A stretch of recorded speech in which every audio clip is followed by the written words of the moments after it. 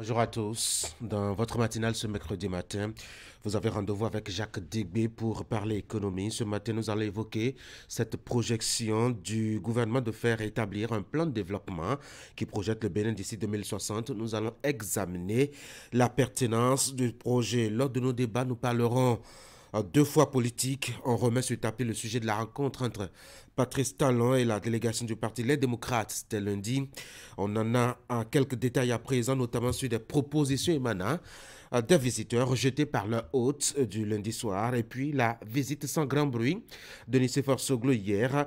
Nous verrons ce que les deux personnalités ont pu se dire. Je veux parler de Patrice Talon et de Nicéphore Soglo. S'il nous restait un peu de temps, nous allons évoquer la COP, la conférence des partis dans son édition 2023 et les enjeux au-delà des changements climatiques. Merci d'être là.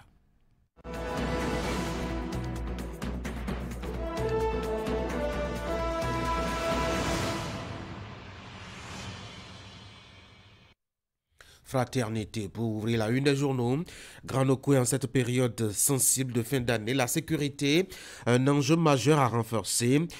Talon, il y a des aspects du comportement des uns et des autres qui causent des nuisances aux autres. Apaisement du climat politique-social au Bénin. Agenda chargé pour Patrice Talon, Soglo reçu après l'opposition. Une visite pour peser dans la balance du pardon, se demande le quotidien. Éducation financière, la DPME met en formation sans dirigeant. Deux PME et puis un dernier titre, fausse spéculation de certains acheteurs sur la taxe à l'exportation du soja. Le gouvernement met un terme à la pagaille. Le matinal, libération des prisonniers dits politiques et élections générales de 2026. Aux pages 2, 7 et 11, vous noterez que Talon se prononce sur les sujets qui fâchent. Avis croisé d'acteurs politiques et de la société civile sur la rencontre avec les démocrates. Le matin, rejet de demande de grâce présidentielle pour Ricky Amadougou. L'autre tour de vis de Patrice Talon. L'événement précis, proposition de faire démissionner un membre de la Cour au profit de l'opposition, comprenait la Cour constitutionnelle. Talon d'ignette à la manipulation et crache ses vérités. Info matin, rencontre chef de l'État, les démocrates. Énième balade de routine inflexible. Talon prépare une surprise, la nouvelle tribune. Issue de la rencontre Talon-opposition, qu'est-ce qui oppose réellement Talon et Madougou? Rencontre Talon Yaïk, Badamassi dénonce le plan machiavélique des partis de l'eau du parti Les Démocrates. Et puis, en vue du vote effectif de la loi d'amnistie au Parlement, les propositions idoines de l'honorable Malik Seibou Gomina. Le grand matin, grief du parti Les Démocrates au sujet de la liste électorale des partis, des personnalités politiques et des jeunes en prison. Talon met l'opposition devant sa responsabilité. Nous sommes maintenant avec Maté Libre, refus de pardon pour opposants en prison et en exil. Au-delà du cas des jeunes incarcérés, quel espoir encore pour la loi sur l'amnistie? Talon met l'UPR et le BR en difficulté. Libération, COP 28, brillante participation du maire de Tofo au dialogue des maires de la jeunesse francophone. Bibiano Soglo Damazé hisse très haut le drapeau du Bénin. Les quatre vérités, point de désaccord de la rencontre au palais de la Marina. L'opposition est représentée à la Sénat du site Talon. Yair Ritok, les FCBE ne sont pas de l'opposition. Nassiara, le quotidien. Refus de pardonner Talon dans une véritable ironie de l'histoire. Le potentiel femme enfermée, abusée, livrée à la prostitution à Cotonou. Deux jeunes jetés en prison pour séquestration et proxénétisme. Le Soleil Bénin Info, discours enflammé de l'opposition parlementaire autour du soja à Kenaton rétabli. La vérité. Et puis nous avons le soja, l'euphorie de la relance face au cours baissier à la une du quotidien Nord-Sud quotidien. Éduc Action qui nous propose ce matin éducation physique et sportive, une discipline appréciée chez les élèves. Dabarou qui nous propose autre sujet, encadrement de l'avortement au Bénin dans les coulisses de l'interruption volontaire de grossesse à Parakou. Le meilleur pour finir certainement. Amélioration de la sécurité dans le Grand Okoué. Le président Patrice Talon échange avec la police républicaine. Et nous voici donc de retour pour la une des journaux, enfin La une de Fraternité, Granokoué en cette période sensible de fin d'année. La sécurité, un enjeu majeur à renforcer. Talent, il y a des aspects du comportement des uns et des autres qui causent des nuisances aux autres. Apaisement du climat politique et social du Bénin, agenda chargé pour Talon, Soglo reçu après l'opposition. Éducation financière, la des PME met en formation 100 dirigeants du PME. Et puis pour finir, fausse spéculation de certains acheteurs sur la taxe à l'exportation du soja. Le gouvernement met un terme à la pagaille. C'est donc la une des journaux. On peut toujours s'intéresser à l'intérieur de Fraternité comme à notre habitude. Vous avez un zoom sur, je dois dire, les moments d'échange entre Patrice Talon et la hiérarchie de la police républicaine. C'est pour améliorer un peu le climat de sécurité dans le Grand Nokoué. Alors, qu'est-ce qu'ils se sont dit?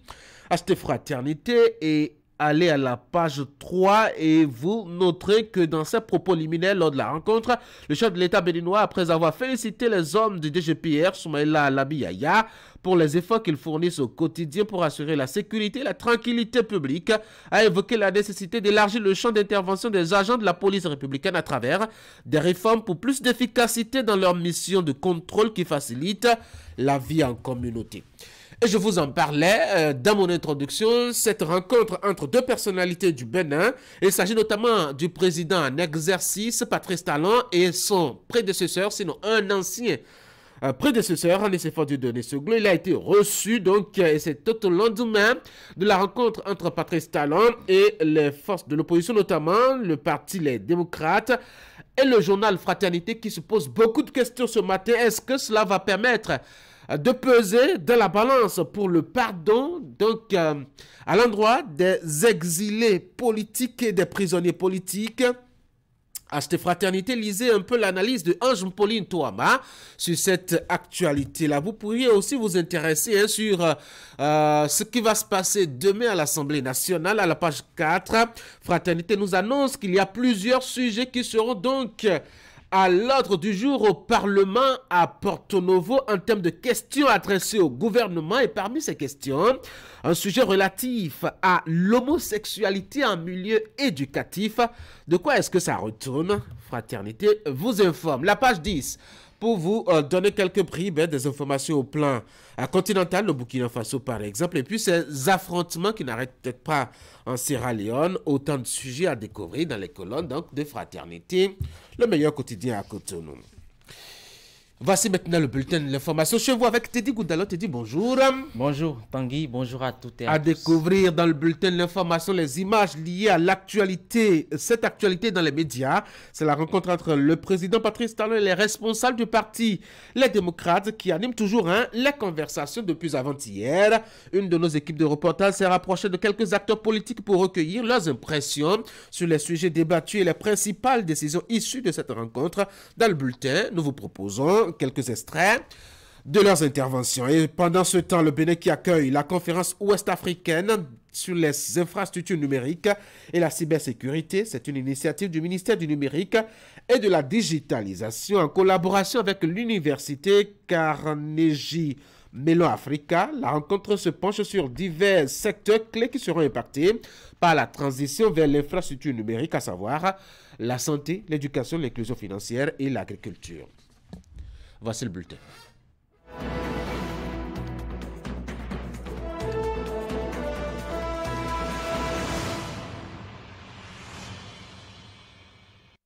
Une question pour ouvrir ce bulletin. Et là, je m'adresse à vous, Teddy Goudalom. Que pensent les acteurs politiques des sujets, surtout des décisions issues de la rencontre entre Patrice Talon et ses hôtes du lundi dernier, c'est-à-dire les représentants du Parti Les Démocrates? Eh bien, Tanguy, nous avons posé la question à deux hommes politiques. Pour eux, Patrice Talon, j'allais dire, aurait pu prendre la décision d'adopter une loi d'amnistie au lieu d'accorder une grâce présidentielle aux jeunes qui se sont vus derrière les barreaux après les législatives de janvier 2023. Il s'agit bien évidemment de Rubel Abadagan et du parti FCBE et Apollinaire à l'oignon de la Nouvelle Force Nationale. On les écoute. Moi déjà, la forme, je me suis interrogé sur la forme. Parce que quand nous parlons de la liste électorale, c'est un sujet national qui concerne toute la classe politique, aussi bien de l'opposition que de la mouvance.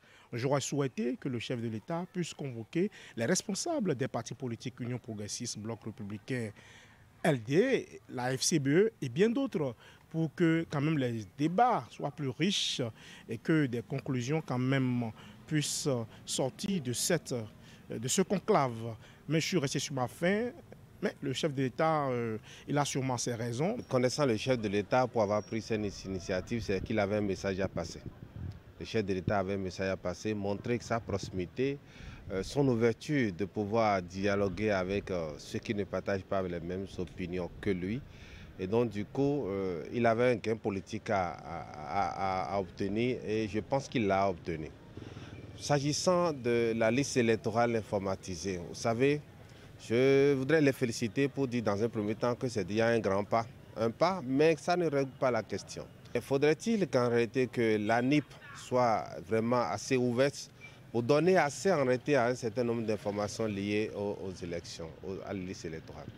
Le plus important en tant que d'acteur politique n'était pas d'auditer seulement la liste électorale, parce que l'audit ne concerne qu'une période T, pour voir la photographie de la liste électorale à une date donnée.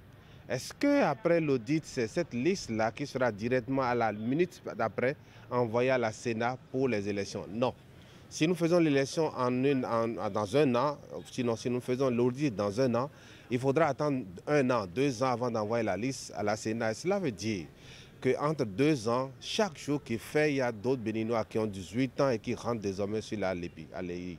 Et du coup, l'audit n'est vraiment pas la solution qu'il faut. Il y a aussi la décision d'accorder une grâce pour les jeunes étudiants incarcérés du fait des élections législatives de janvier 2023. Le chef de l'État a dit qu'il est OK à accorder une grâce à ces jeunes-là et a instruit le ministre de la Justice d'accélérer le procès. Moi, j'aurais souhaité, par rapport à cette décision, par exemple, que le chef de l'État puisse simplement demander à la justice de relasser tous ces jeunes de la prison parce que la grâce, comme vous le savez, ce n'est pas l'amnistie. La grâce n'efface pas la peine. Avoir pris la décision aujourd'hui de faire sortir une centaine de Béninois, des jeunes, vous savez, quand vous passez 1 an, même 1 mois à la prison, c'est beaucoup, c'est votre carrière professionnelle, c'est votre vie familiale, c'est votre vie personnelle qui est mise en danger. C'est des vies qui sont pratiquement détruites. Et donc, que les gens arrivent à recouvrir la liberté, on ne peut que féliciter ça. Mais il y a 2 observations. On avait l'impression que les démocrates ont fait focus seulement sur Ricky Amadougou. Il y a mon frère aîné, Joël Aïva, qui est là. Je n'ai même pas entendu parler de son nom. On peut faire mieux, d'accord. Le chef de l'État a, dans les comptes rendus, a explicitement dit que le pardon, on ne peut pas tout le temps pardonner. Je crois qu'en dehors de la grâce, il y a d'autres manières, d'accord, d'aboutir à la libération, comme je l'ai dit tout à l'heure, de ceux-là qui sont en prison pour des faits liés à la politique. Donc, je crois que ce n'est pas encore une fin en soi, d'accord. L'opposition doit quand même repartir en arrière, se mirer, mettre en place d'autres stratégies pour que la loi d'amnistie puisse permettre la libération de ces derniers. Parlant justement de réaction, le député Malik Gomina du parti Bloc républicain s'est également intéressé à cette rencontre entre le président de la République et les responsables du parti Les Démocrates. En images, nous allons suivre ses propos. Je cite, « L'issue de la rencontre d'hier vient rappeler au président Yahi Boni les limites de son engagement à la tête des démocrates. Il n'aurait plus droit à des refus polis. Étant acteur, il sera traité ainsi. Le président de la République a rappelé que la marina n'était pas vacante. Maintenant qu'il puisse s'agir de nos frères et sœurs qui sont en difficulté, je vais parler de Ricard Madougou et Joël Aïva, il faut que d'autres voix moins engagées politiquement entrent en jeu afin que nous trouvions les moyens de leur pardonner leurs fautes et qu'ils recouvrent la liberté. Fin de citation. Ce sont là les propos de l'ancien maire de la ville de Djougou, député de la 13e circonscription électorale et membre du parti Bloc républicain. Une nouvelle information pour poursuivre ce bulletin.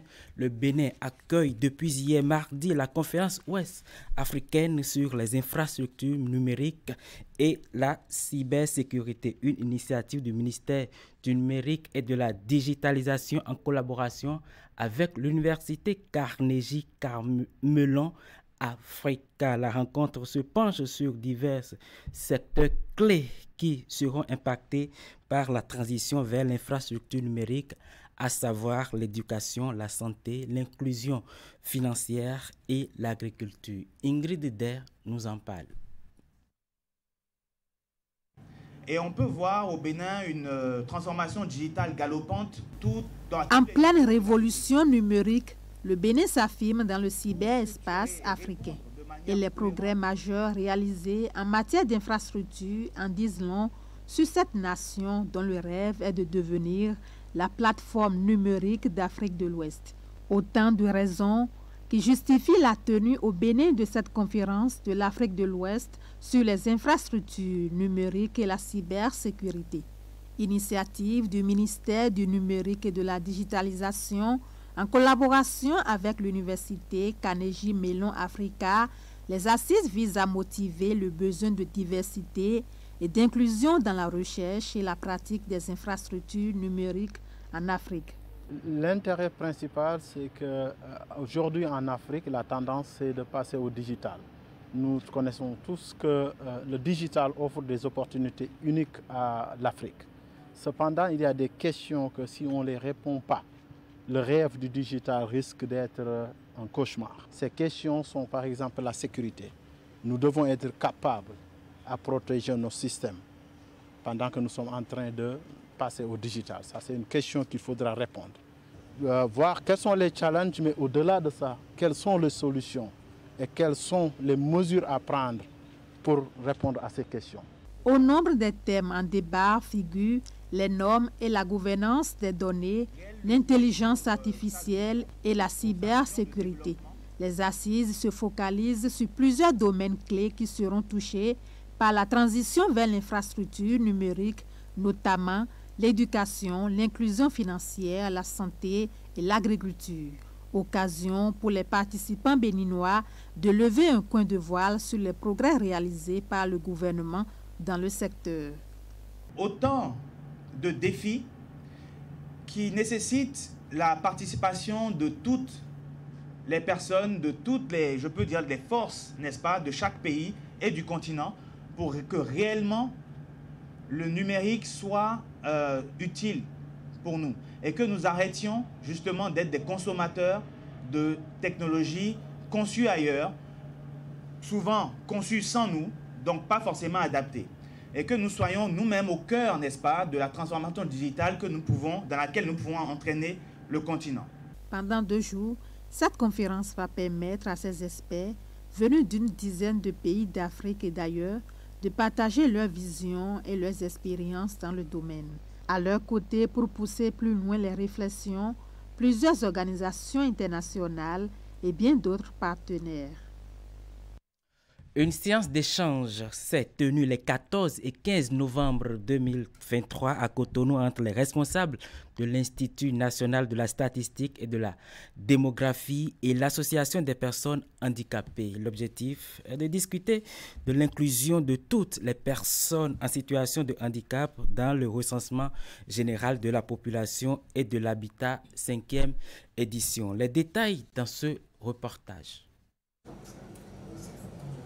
Comment communiquer pour une inclusion effective et complète des personnes handicapées dans le cadre de la 5e édition du recensement général de la population et de l'habitat? C'est autour de cette interrogation qu'a initié cet atelier. Comme il y a souvent déficience, si je peux m'exprimer ainsi, de comptage des personnes handicapées, nous sommes en train de faire cet atelier afin que nous examinions les messages que nous devons diffuser afin que toutes les personnes handicapées de ce pays soient atterrées à ce recensement général. Dans les années passées, il y a eu des recensements, mais nous n'avons pas senti vraiment le recensement des personnes handicapées. Mais cette fois-ci, l'INSTAD nous fait comprendre, nous fait savoir qu'il n'y aura pas de... Bon, je ne sais pas, les personnes handicapées ne seront pas mises à côté cette fois-ci parce qu'il a mis tous les matériels, les canaux, messages, tout sera bien fait, que toute la population béninoise sera prise en compte. Contrairement à ce qui se faisait depuis des années, pour le RGPH5, les responsables de l'Institut national de la statistique et de la démographie souhaitent travailler de concert avec les personnes en situation de handicap pour un recensement véritablement inclusif. Cette fois-ci, on veut les impliquer intimement à tout le processus, à toutes les étapes du processus, afin qu'ils puissent vraiment nous accompagner également sur le terrain pour la sensibilisation de toutes ces personnes-là, pour adhérer au recensement. Le recensement général de la population et de l'habitat permet d'établir les populations légales de chaque circonscription administrative et de mieux mesurer les évolutions démographiques et les mutations de la société. Merci à vous, Esther Tofa. Mesdames et messieurs, Actu Matin se poursuit juste après moi, Ali Moumouni. Il est déjà là. Tanguy Goy, je vous laisse introduire Ali. Merci beaucoup à vous, Teddy Goudelot. C'était donc le bulletin d'information de ce matin. À tout d'horizon donc de l'actualité captée par la rédaction de Canal 3 Bénin. Rendez-vous pour d'autres éditions. Au cours de la journée, ça commence déjà à 11h pour le bulletin, à 13h pour la grande édition de la mi-journée.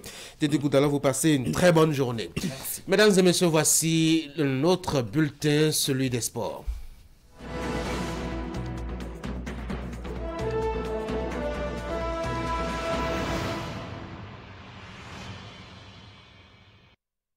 On met nos godasses, on loue bien les lacets et on embarque pour le football. Ali Mouni, bonjour. Bonjour Tanguy. On va commencer par le mondial des U17 avec cette mauvaise nouvelle, le Mali sorti du jeu. Oui, le dernier représentant africain toujours en liste est sorti donc de la compétition hier.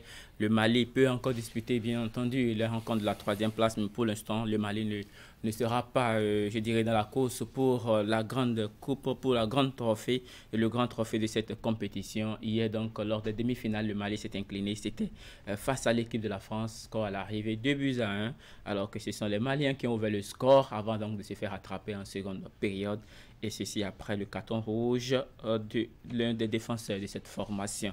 L'autre rencontre, c'était entre l'Argentine et l'Allemagne. 3 buts partout au cours du temps réglementaire. Les tirs au but ont départagé les deux formations. Score à l'arrivée, 4 tirs réussis pour l'Allemagne qui disputera la finale face à l'équipe de la France. Pour le tableau donc, des affiches à suivre, à partir donc, de ce vendredi 1er décembre, l'Argentine affrontera le Mali à 13h pour la rencontre de la 3e place. Et puis pour finir, la finale aura lieu bien sûr entre l'Allemagne et la France. Tanguy. On célébrait toujours donc la grande messe du football, c'était hier. Par la Champions League, c'était la 5e journée. Oui, les rencontres de la 5e journée ont démarré. C'était donc hier sur les différentes installations sur le vieux continent. L'Azio de Rome était à domicile en première heure face à Celtic Glasgow. Les Italiens se sont imposés 2-0 à l'arrivée. Shakhtar Donetsk prend aussi le dessus sur son adversaire Antwerp, 1-0. Pour ainsi dire, Shakhtar Donetsk qui reste toujours en course pour le prochain tour, c'est-à-dire les 8e de finale. Après donc cette victoire, l'AC Milan s'incline à domicile face à Dortmund, 3-1. Feyenoord s'incline également sur le score identique, 3-1 face à l'Atlético Madrid. Le Paris Saint-Germain et Newcastle United se séparent 2-2. Score de parité un peu partout. C'était donc l'équipe anglaise qui menait au score jusqu'à la fin de cette explication, c'est-à-dire au temps additionnel. Les 6 minutes de temps additionnel ont permis donc aux Parisiens, les 7 minutes de temps additionnel ont permis aux Parisiens donc de revenir sur le score grâce au penalty tiré par Kylian Mbappé. En tout cas, ça reste toujours discutable, le penalty qui a été accordé lors de cette explication contre les Anglais. Le Barcelone s'est imposé 2-1 face au FC Porto. Le Barça est leader du groupe H et donc reste toujours en cause puisque les deux autres équipes, que ce soit Porto ou Shakhtar Donetsk, totalisent chacun 9 points, mais le Barça a toujours, je dirais, déjà une chance de se qualifier puisque sa dernière rencontre sera face à Antwerp et bien entendu à domicile. Young Boys et puis Étoile Rouge se sont séparés sur un score de 2-0, victoire de Young Boys. Et puis, il faut souligner donc cet renversement de situation de Manchester City mené lors de la première période, 2-0. Les Mancuniens, les Citizens finissent par s'imposer lors de cette explication sur le score de 3-2 avec ce nouveau record de Erling Haaland qui devient le plus jeune joueur à atteindre les 40 réalisations en Ligue des Champions, seulement à 23 ans après 35 rencontres disputées, Tanguy. Voilà. La suite, ce serait donc aujourd'hui pour les rencontres de la 5e journée. À Galatasaray aura pour adversaire à 18h45 Manchester United qui a nécessairement besoin d'une victoire pour se relancer dans cette compétition afin d'espérer une qualification pour le prochain tour. Manchester United sera donc en déplacement ce soir. Séville jouera contre PSV Eindhoven à domicile. Le Bayern accueillera Copenhague. C'est toujours au niveau du groupe A. Et puis la le Real Madrid jouera à domicile Naples de l'Italie. La Real Sociedad sera également à domicile des clubs espagnols qui vont jouer à domicile face à Salzbourg. Braga accueillera Union Berlin. Arsenal prendra certainement sa revanche ce soir face au Racing Club de Lens. Et puis, pour finir avec les rencontres de cette 5e journée de la Ligue européenne des champions, Benfica sera à domicile pour affronter Inter. En tout cas, Tanguy, moi, je serai prêt pour suivre la rencontre Arsenal-Racing Club de Lens. Ce sera certainement intéressant. On verra bien comment est-ce que le club français pourrait se donner des chances. Cela fait quand même quelques décennies qu'il s'est retrouvé à ce niveau de la compétition. On verra ce que ça va donner. Oui, Allez, et le club revient avec une forte sensation, surtout après sa victoire 2-0. Absolument, Ali Moumouni. Allez, on va revenir chez nous, on va continuer à parler football. Oui, et la première journée, donc la journée qui a été reportée du championnat national, la Ligue professionnelle du Bénin, aura donc lieu en milieu de semaine. Ce sera parti de ce jour, ce mercredi 29 novembre 2023. Damissa, nous sommes au niveau de la zone A, la zone septentrionale, affrontera Dynamo FC de Parakou. Panthère FC de Djougou aura pour adversaire Union Sportive des Cavaliers de Niki. Buffle sera à domicile, c'est bien sûr au stade municipal de Parakou pour affronter Dynamique FC de Djougou. Banigansé pour finir sera l'adversaire joué de AS Takoné de Kandi. Au niveau de la zone B, la zone où donc la rencontre inaugurale a eu lieu, c'était bien sûr entre l'équipe de l'Autopopo et puis l'équipe de Dynamo d'Abomey. Rencontre remportée par l'équipe d'Abomey sur le score de 3-1. Il y a donc cette première journée qui aura lieu dans cette zone B. Dadje sera l'adversaire de AS Tonnerre. 3 rencontres auront lieu, bien entendu. Espoir FC affrontera Soleil et pour finir, Abeille, le club promu de cette zone, aura pour adversaire Real Sport.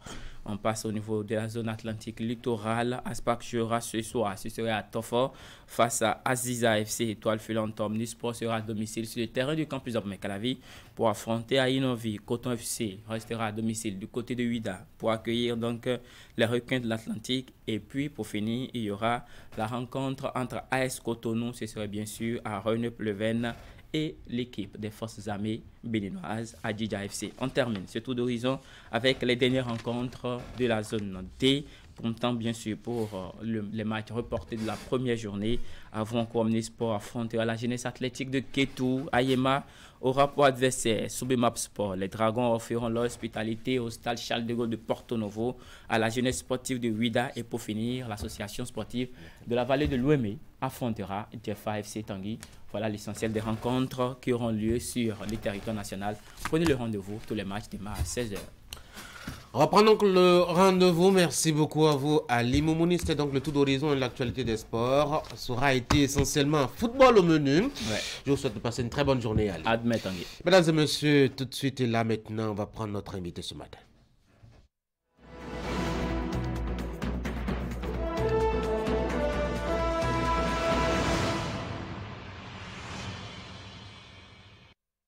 Notre invité, c'est Mwazulu Diabanza, panafricaniste, porte-parole international de l'UDC. L'UDC, c'est Unité, Dignité et Courage. Monsieur Diabanza, bonjour. Bonjour. Merci beaucoup d'avoir accepté mon invitation. Vous êtes là pour qu'on parle de cette offensive engagée par l'Afrique pour la récupération de ce qu'on appelle les biens spoliés. On a souvent, vous avez souvent vu, hein, à travers des images, entrer dans des musées en France et vous saisir de ces objets volés à l'Afrique. Pourquoi est-ce qu'il faut faire cette option de violence plutôt que de faire la négociation et la diplomatie? Je voudrais avant tout adresser toutes mes salutations fraternelles et patriotiques à tout notre peuple qui nous suit de partout.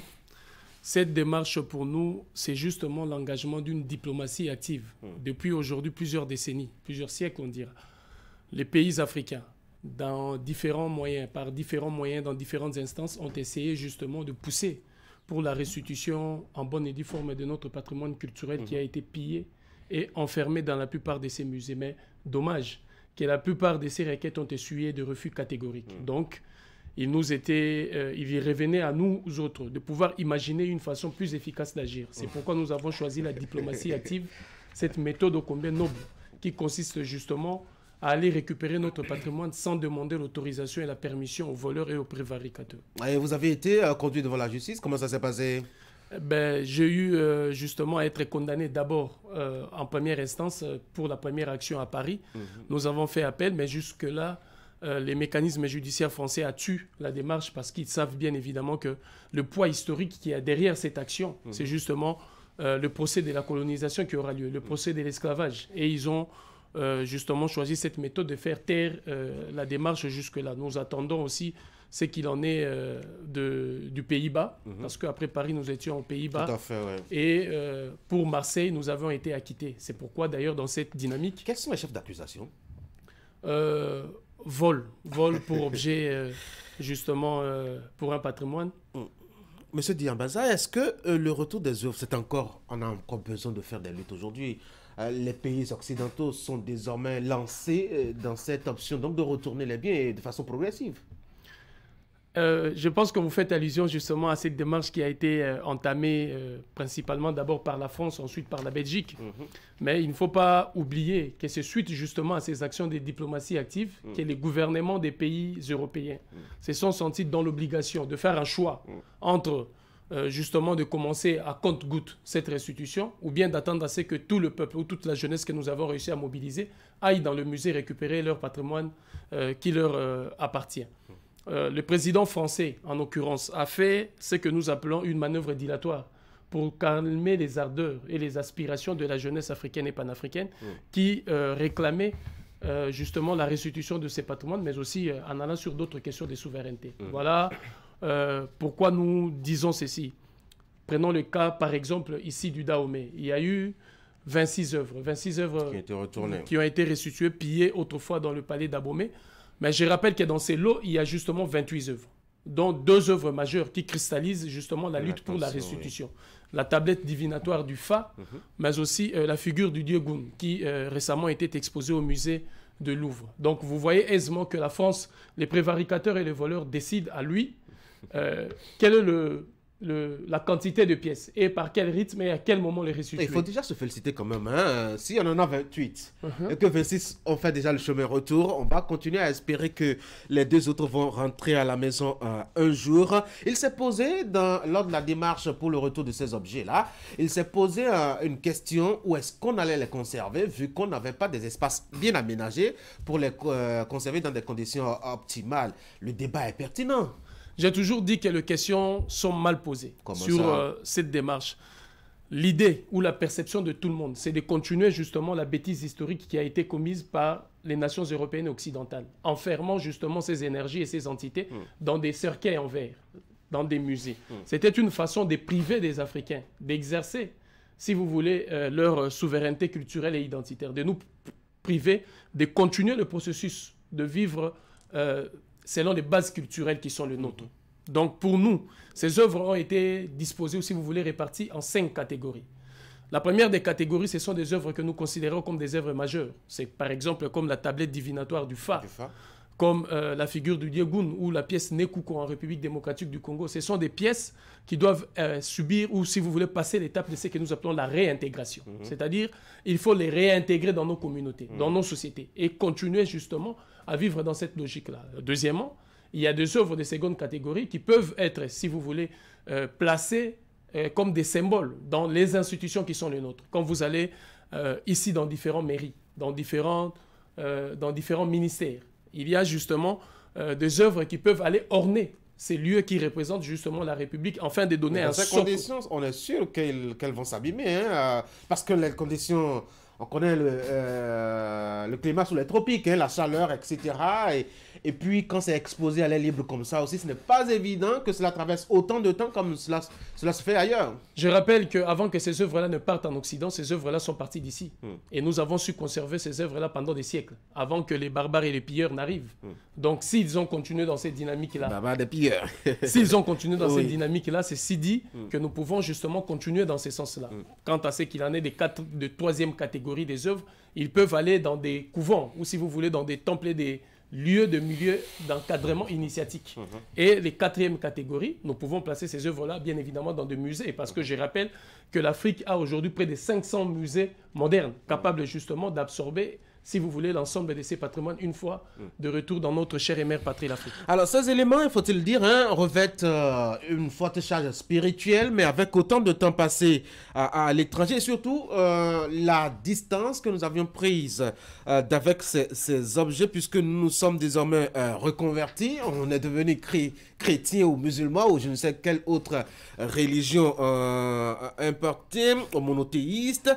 Est-ce que véritablement, avec le retour de ces œuvres, faut-il le rappeler encore, avec de fortes charges spirituelles, ce retour est-il encore pertinent dans notre quotidien? Tout à fait. Il n'y a pas fort longtemps, je sors là de la République démocratique du Congo, où j'étais à Boma, d'où est partie une de pièces maîtresses aussi, la pièce Nekouko, qui a été volée par Alexander Del Commune, un criminel belge qui, après avoir massacré des villageois, l'a emporté en Belgique. Le chef du village Kikuku nous a assuré qu'une fois que cette pièce revenait ici à Boma, nous allons réactiver cela. Et la communauté a besoin de ça et bénéficiera de beaucoup d'autres atouts par rapport à ça. Et je demeure convaincu que c'est la réalité dans tout le pays africain. C'est la raison pour laquelle je suis ici au Dahomey, que nous considérons, nous, dans le milieu panafricain, comme étant la capitale spirituelle, justement, des États-Unis d'Afrique et du panafricanisme, mais aussi socle de notre résistance. Donc, je sais qu'il y a encore des lieux et des personnes qui maîtrisent bien évidemment tous ces atouts et qui pourront justement nous aider à réactiver et à faire revivre de nouveau ces patrimoines et cet héritage. Oui, mais nous sommes en grande majorité aujourd'hui des personnes qui n'y croient plus. Du coup, ces œuvres ne peuvent pas avoir leur place spirituelle qu'on leur a accordée. Je rappelle que nous sommes désormais chrétiens et musulmans et bien d'autres choses. Dans la dynamique culturelle africaine, je ne pense peut-être pas que la foi prend le dessus, mais c'est la réalité. Donc la réalité fait que je ne vois pas l'incompatibilité entre ceux qui sont chrétiens et musulmans et justement l'effet de pouvoir faire rayonner notre identité culturelle. Ce qui d'ailleurs est à encourager, parce que nous avons vu que le fait que beaucoup d'entre nous, comme vous le rappelez, sont aujourd'hui musulmans et chrétiens, c'est une forme, si l'on veut, de déracinement culturel et identitaire. Donc il faut que l'homme africain et la femme africaine, bien entendu, se reconnectent avec ces cordons ombilicaux qui le relient à ses ancêtres les plus lointains pour avoir un socle lui permettant justement d'avoir des équilibres par rapport à la marche de ces mondes. Alors, lors de nos échanges, pour préparer, je dois dire, cet entretien, vous n'aviez pas totalement exclu la possibilité que ces œuvres continuent de rester à l'étranger, mais sur condition. Tout à fait, parce que selon l'esprit et la lettre de ce que nous appelons le traité de restitution ou traité de Marseille, parce que nous avons, je rappelle que nous avons gagné un procès face à l'État français justement à Marseille, qui nous a justement accusés à tort de voleurs, mais qui a fini par reconnaître que c'est eux qui d'ailleurs ont volé. Nous avons créé cette possibilité, ce que nous considérons comme une autoroute culturelle, d'où tout le monde viendra s'y greffer. C'est-à-dire la coopération et la collaboration avec d'autres nations qui veulent bien justement participer à ce qui existe aujourd'hui, c'est-à-dire la libre circulation des œuvres d'art et des patrimoines culturels, mais à condition que les règles soient justement établies par ceux qui en sont les propriétaires, que nous définissons justement la manière d'exposer et, si vous voulez, de conserver cela, parce que la plupart de ces œuvres-là, leur intimité et leur sacralité ont été bafouées. Donc nous ne pouvons considérer, nous, et continuer dans cette logique-là, d'où on continue justement à déshabiller, si vous voulez, ces entités-là et ces énergies de leur manteau sacré. C'est là que nous appelons justement la construction de cette autoroute culturelle, où nous demandons à tout le monde de se greffer, et nous continuerons. Je donne un exemple basique. Nous sommes au musée des Quai Branly, et il y a une œuvre sortie tout droit du Dahomey. Il faudrait que l'environnement soit respecté selon les normes et les règles qui seront définies d'ici. Il faudrait que une langue, bien évidemment, je pars du musée de Quai Branly, nous sommes en France, donc une langue française qui est locale, mais une langue aussi de provenance, d'où est partie la pièce, soit prise en compte lorsque les visiteurs viendront, pour que la vérité et tout l'environnement socio-culturel de la pièce soit aussi respecté et pris en compte. Allez, on a remarqué qu'il y a une sorte de marché qui se crée autour, je dois dire, de cette affaire de retour des biens culturels, spoliés, comme on le dit, et surtout de nouveaux projets de promotion donc d'une économie, notamment du tourisme. Qu'est-ce que vous pensez justement de cette option? Est-ce que vous pensez qu'aujourd'hui, le tourisme peut avoir, je dois dire, un impact économique réel comme ailleurs, sous d'autres continents? D'abord, je rappelle que il y a eu 4 vagues, justement, de pillage de ces patrimoines-là. Nous avons la première vague qui est partie entre 1200 et 1300 et quelques. La deuxième vague qui part de 1500 à 1700. La troisième vague de 1700 à 1960, donc là où il y a eu la destruction de la plupart des empires et des royaumes africains. Et la quatrième vague qui a commencé justement de 1992 à nos jours. C'est cette vague-là, justement, d'où est né ces marchés illicites des ventes des œuvres d'art et la commercialisation de notre patrimoine.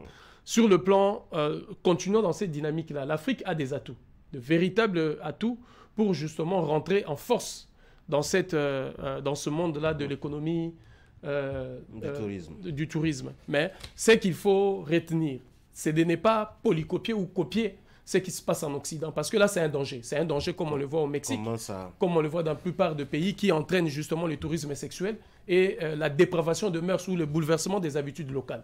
Donc l'Afrique doit justement se reconnecter avec son socle culturel et identitaire.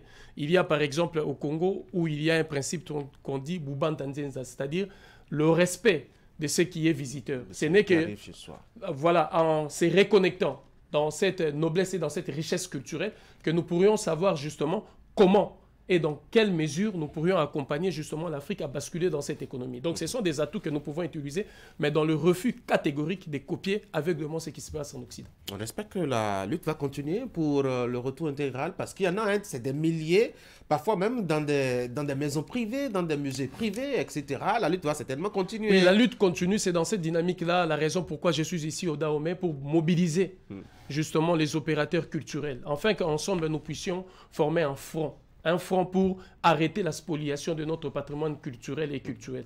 Nous allons bien évidemment nous attaquer à la deuxième dimension ou la deuxième phase de ces combats, parce qu'après les gouvernements européens et occidentaux, il y a des congrégations religieuses, dont je rappelle que l'Église catholique est au centre justement de toutes ces congrégations qui ont lamentablement pillé et systématiquement piller aussi tout notre patrimoine culturel. Il y a aussi des personnalités privés, et nous sommes aussi consentants. Parfois, on leur a ouvert nos cercles familiaux, on leur a concédé parfois même, et actuellement à vil prix, certains de nos objets qui sont quand même très sacrés. Oui, tout à fait. Il y a des familles, des personnalités politiques, des personnalités militaires, culturelles, des figures justement du monde des cinémas, beaucoup qui sont impliqués dans tout ça là. Et nous avons justement entamé ce que nous appelons la mise en place des ambassades culturelles, c'est-à-dire permettre depuis l'Occident à ces personnes-là, éprises de paix et de justice, qui veulent justement la réhabilitation de la vérité historique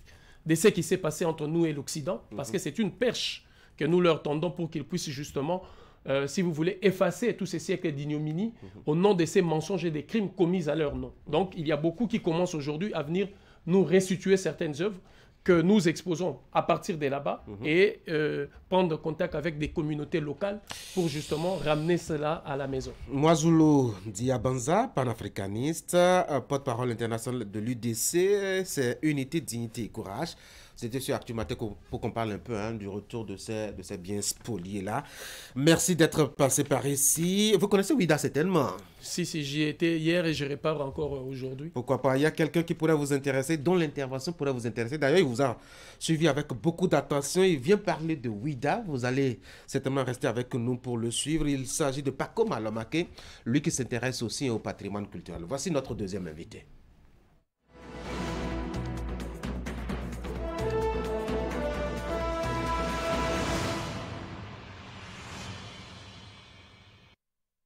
Paco Malomake, bonjour. Bonjour, chers journalistes. Je rappelle que vous êtes membre du comité d'organisation de Glehouéhoué. C'est une fête identitaire spécifique à Ouida. On est à l'édition 2023 qui s'annonce pour bientôt, notamment pour le mois prochain qui commence dans quelques jours. Je l'ai dit, c'est une fête identitaire. Quelle est la singularité dans le panorama national des fêtes identitaires? On en a toute une panoplie. Qu'est-ce qui fait la singularité de Ouida? La singularité de la fête de Ouida, ça tourne autour de ce vivier patrimonial que nous avons dans la ville. Vous savez, Ouida est une ville historique, cosmopolite, qui est rentrée vraiment dans l'histoire de l'Afrique, dans l'histoire du monde, surtout à travers certains faits relativement tristes que nous avons connus, l'esclavage, la colonisation, etc. Et tous ces événements d'organisation et d'animation de la vie sociale ont connu ou ont été, se sont déroulés dans cette ville-là. Vous savez, et ça a laissé des vestiges. Et donc, des éléments à la fois matériels et immatériels qui sont là, qui existent, et sur lesquels maintenant aujourd'hui, tout un travail se fait autour de la fête pour valoriser, promouvoir et en fait comme un levier de développement. Vous parlez de singularité, de particularité pour l'édition 2023. À quoi est-ce qu'on doit s'attendre? Déjà, les innovations de cette année, c'est notre pique-nique communautaire qu'on organise pour que dans la fraternité, dans le vivre ensemble, dans la cohésion entre les frères, fils, filles, amis et sympathisants de cette ville, on se retrouve. Vous savez, le symbolisme de manger ensemble est très déterminant pour consolider les liens sociaux. Et donc, c'est autour de cette grande rencontre qui se déroulera le samedi 9 décembre. Et toutes les filles, fils, sympathisants, amis de cette cité seront ensemble pour partager autour des mets locaux, des repas spécifiques qu'on ne retrouve plus souvent dans nos plats, la bonne ambiance. Et j'ajoute à cela, bien évidemment, tout un accompagnement artistique qui accompagnera. Les masques sortiront, le guélédé, le couvitor, le zangbetor, donc tous les masques vont sortir. Les artistes sont mobilisés, la communauté est mobilisée, les collectivités aussi sont mobilisées autour des fêtes. Et Chasse de jeunesse aussi est disponible pour accompagner l'initiative. Alors, on a annoncé un tridome, faut-il dire, qui est prévu du 8 au 10 décembre prochain. De quoi s'agit-il? Le 8 au 10, ce qui se passera, c'est notre veillée artistique, au cours de laquelle nous allons mobiliser tous les artistes modernes, traditionnels, etc. Je vais donner quelques noms. Les Sessimais, voilà, tous ceux-là seront dans la ville pour animer. Et le 9, ça va être la grande fête, l'apothéose, où tout le monde viendra autour de l'animation toujours artistique, autour de la dégustation des mets de chez nous, propres à nous, autour de cette convivialité fraternelle, pour vraiment se retrouver. Cette fête, c'est une fête identitaire. Et donc, l'identité de Ouidanier va être révélée, mise en exergue. Et vous verrez, moi, je vous invite, j'ai même dit à votre carte avec moi, et vous viendrez participer à cette ambiance. C'est un nouveau élan pour la fête. Ce sera avec un bonheur que je serai. Et le dimanche, tout tournera autour de, voilà, course aux pirogues. Nous avons pensé aussi faire de marches silencieuses, parce que, voyez-vous, comme je l'avais dit tantôt, il y a les séquelles de la colonisation, les séquelles de l'esclavage dans la ville. Et donc, tous ces éléments vont être pris en compte à travers différents types d'activités, dont la marche silencieuse, la découverte des sites culturels et touristiques, etc., pour que vraiment l'ambiance soit une ambiance conviviale et intéressante. Voilà. Alors, il y a un pagne qui a été choisi. Bien évidemment. À quoi ça ressemble? le dimanche prochain, vous verrez ça, puisqu'on viendra encore sur ce même plateau pour porter. Mais nous avons 3 types de couleurs qui coûtent 13 500 le pain, la pièce. La pièce est à 13 500. C'est magnifique. Dedans, vous verrez les éléments indicateurs, les monuments qui révèlent, qui font parler la ville de Ouidah, notamment le temple des Pitons. C'est en miniature. L'église est dedans. La porte du non-retour aussi est dedans. Et nous avons la cité, enfin le monument de la cité de Ouidah qui est aussi à l'intérieur de ce pagne. En un mot, le pagne est même déjà un outil de message, un outil de promotion de ce patrimoine que nous avons dans cette ville. Le pagne, c'est aussi un élément qui nous réunit, vous savez. Tout le monde est dans cette pagne et tout le monde s'habille élégamment et vous verrez. En guise de conclusion, je vais vous arracher 2 mots au sujet de l'intervention de M. Diabanza. Qu'est-ce que vous trouvez à sa lutte? Je l'ai dit tantôt, je suis admiratif de tout ce qu'il fait. À un moment donné, nous avons même pensé qu'on dépêchera nos têtes couronnées là-bas d'une manière ou d'une autre pour aller récupérer nos biens. Mais voilà, c'était un peu des rêves. Dans la réalité, manifestons ce que nous pouvons faire pour que nos biens reviennent à nous. Parce que c'est très important. Vous savez, les biens qui sont là, il y en a qui sont même des biens utilisés dans les rituels qui nous connectent à nos ancêtres. Si nous passons toute notre vie à parler en griffe de Jésus, nous prions pour les ancêtres des Encore que Jésus, c'est un Seigneur, on ne va pas reprocher aux autres d'avoir leur religion, nous avons la mais nôtre, nous allons parler beaucoup plus de mes ancêtres, d'accord, de Benhanzin, de Kaba, etc. Et c'est ce faisant que nous allons... Donc, ce travail que nous merci faisons. Vous savez, beaucoup. Lui-même, il est admiratif de tout ce que vous faites aussi. Allez, les gars, merci beaucoup d'être passés sur mon plateau. Je rappelle, Paco Malomakpe, membre du comité d'organisation de Glehoué. Glehoué, c'est une fête identitaire spéciale à Ouidah. L'édition 2023 se prépare activement. Le premier rendez-vous, c'est déjà le 8 décembre. Oui. La fête va commencer. En attendant, la fête commence le samedi qui vient. Le samedi prochain, voilà. Et l'apothéose, c'est pour le 9. Voilà. Le 9, samedi 9. Donc, on rectifie le 2, ça commence. Oui. L'apothéose, le 9. Oui. On sera de la partie de toute façon. Merci beaucoup d'être passé par ici. Mesdames et messieurs, on va passer à notre invité, mais celui-là au téléphone. Il s'agit de Jacques Débé. On va parler de projection, on va parler de développement. Voici donc économie.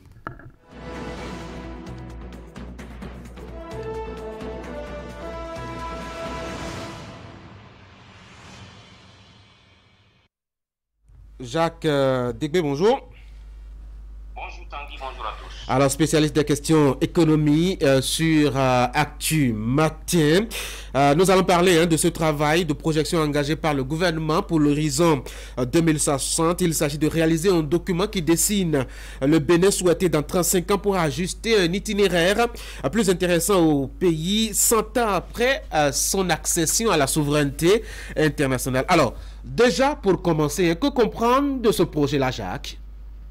Oui, Tanguy, il s'agit en réalité de se projeter sur l'avenir, de définir le futur radieux du Bénin à l'horizon 2060, et ceci dès maintenant. Et il faut dire que cette vision 2060 n'est pas encore disponible, c'est plutôt le processus d'élaboration qui a été lancé le jeudi 23 novembre 2023 dans la salle rouge du Palais des Congrès à Cotonou par le ministre Abdoulaye Biokane, ministre d'État chargé du développement et de la coordination de l'action gouvernementale ABT, qui est d'ailleurs en même temps le vice-président du Comité national d'orientation et de supervision de la réflexion prospective.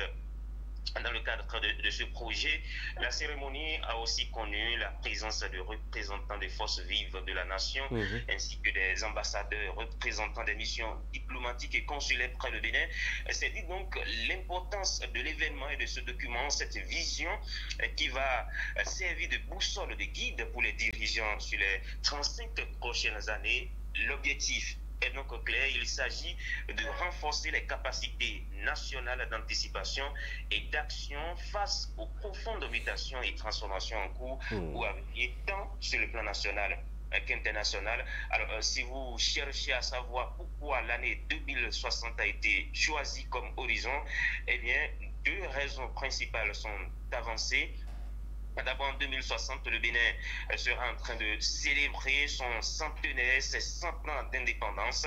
Quoi de plus beau que de fêter tout ceci dans un pays comme prévu, comme projeté, un pays qui sera prospère en ce moment-là. L'autre raison, c'est la raison technique. Il s'agit de faire face aux chocs exogènes et aux réalités contemporaines, les défis sanitaires, climatiques, économiques, de développement, l'emploi des jeunes, l'agriculture, le numérique, etc. Le Bénin veut désormais voir plus loin. Le Bénin va désormais beaucoup plus anticiper sur les politiques publiques de développement. Le Bénin veut tout simplement rêver plus grand pour les générations futures. Jacques, en dehors du français au vol et de ces conclaves en série de gens bien cravatés et bien instruits grandement, que va-t-il se passer concrètement sur le terrain? Il faut dire qu'en réalité, le processus est même déjà lancé, Tanguy, depuis plusieurs mois maintenant. Il y a eu la phase préparatoire qui est même déjà bouclée. Elle a consisté à mettre en place le cadre institutionnel, les différents organes qui vont conduire les travaux prévus pour durer normalement 2 ans. Ensuite, il y a 2 autres phases, celle opérationnelle et la phase d'appropriation.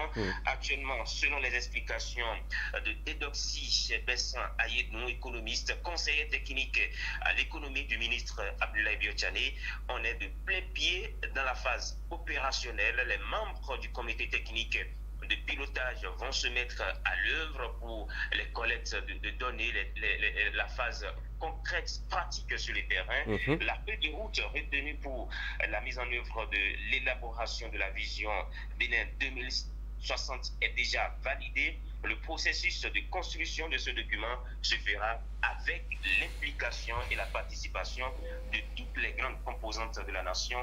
Nous allons donc suivre ceci de très près sur le terrain pour voir ce que cela va donner. Cela va aboutir certainement à un document qui sera bien rédigé. Quelle garantie avons-nous que ce document sera mis en œuvre, mis en pratique quand on connaît le destin qu'on a imposé à d'autres projets de même nature? Je vais évoquer par exemple Bénin Alafia 2025, on sait ce que c'est devenu.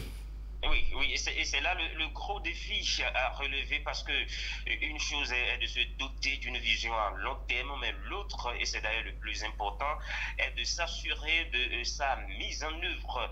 Et vous l'avez si bien dit, vous avez donné l'exemple parfait de la vision Bénin 2025 à la FIA qui n'a pas vraiment prospéré sur le terrain, parce que entre ce qui est prévu dans les documents, sur le papier et les réalisations sur le terrain, il y a eu un grand fossé.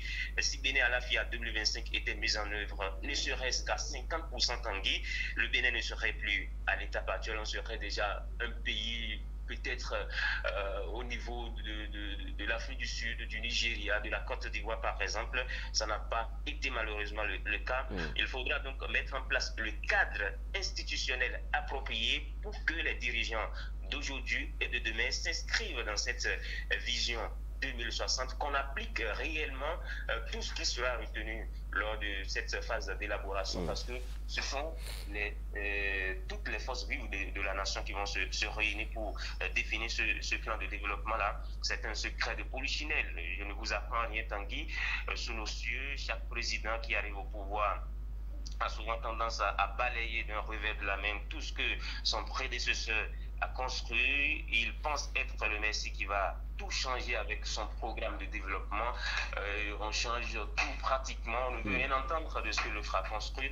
Il faudra à une certaine période qu'on essaye de se départir de ces idées-là. Les grandes nations, les grands pays qui se sont développés se sont bâtis sur des modèles bien précis. Chaque président arrive, il s'inscrit dans ce modèle de développement-là avec peut-être quelques apports, quelques modifications, quelques projets, mais globalement, il y a un canevas qui est défini que le président de la République, ses ministres, son gouvernement sont appelés à respecter pour le développement du pays. Il nous faudra un peu d'ambition, mais surtout des ambitions réalistes à ce sujet. Est-ce que quelque part, ce n'est pas peut-être pour répondre à des exigences de partenaires dits au développement qu'on a pensé peut-être à réaliser ce document, Jacques? Oui, ça, je crois que vous avez parfaitement raison, Tanguy, parce que si vous prenez Bénin à la FIA 2025, ça a été pratiquement une exigence des partenaires techniques et financiers, les bailleurs de fonds, comme on aime les appeler, les FMI, la Banque mondiale, l'Union européenne et toute la clique que vous connaissez. Mais je crois quand même que cette fois-ci, il faudra aller au-delà. Si il s'agit de réaliser un document pour seulement aller chercher des prêts auprès des institutions financières internationales et ne pas l'appliquer sur le terrain pour le développement de notre pays, pour les générations futures, ça va être peine perdue, ça va être de l'argent peut-être jeté en griffe, parce que dans tout ce qu'on est en train de dire, ce sont des milliards, peut-être le franc CFA, qui seront dépensés pour la conception de cette vision Bénin 2060. Il ne faudrait donc pas se limiter à satisfaire seulement les partenaires techniques et financiers. Il faut l'appliquer réellement sur le terrain pour le bien des Béninois et des Béninoises. Jacques Debé. Merci Tanguy. Merci beaucoup. Bonne journée à Parakoum. Merci. Bonne journée à Cotonou. Retour justement à Cotonou. Beaucoup d'événements sur Actu Matin pendant cette partie de cette émission. On va faire une pause maintenant. Vous nous avez fait confiance. Nous aussi. Vous nous avez adoptés. Nous aussi. Merci d'avoir choisi Air Froid. Ainsi, nous avons amélioré pour vous la qualité de nos climatiseurs. Nous avons développé une marque 100% écologique conçue spécialement pour notre climat tropical avec une basse consommation d'énergie électrique. Vous êtes en zone de baisse de tension? Adoptez le climatiseur Air Froid Inverteur, spécialement conçu et amélioré pour supporter de fortes baisses de tension. Visitez notre showroom à Cotonou, à 100 mètres de l'église Saint-Jean. Air Froid, des climatiseurs à basse consommation d'énergie électrique. Contact 61 17 63 77. Site web airfroidbenin.com.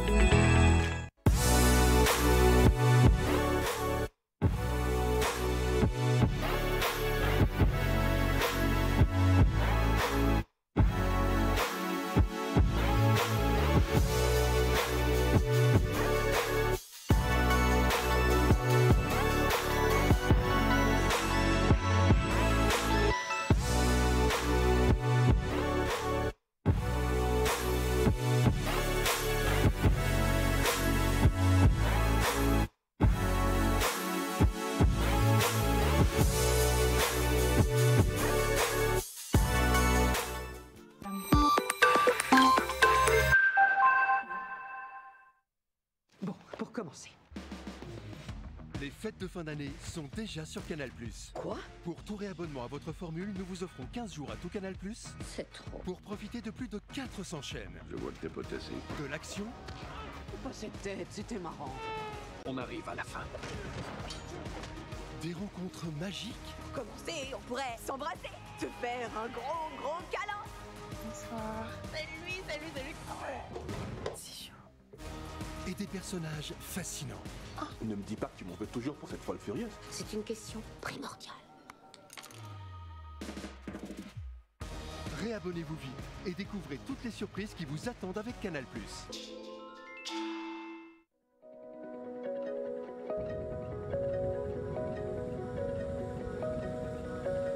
Cotonou, Paris. Un an déjà avec vous. Corsair vous remercie de votre fidélité. À très bientôt sur nos lignes. Corsair, voyagez en bonne compagnie.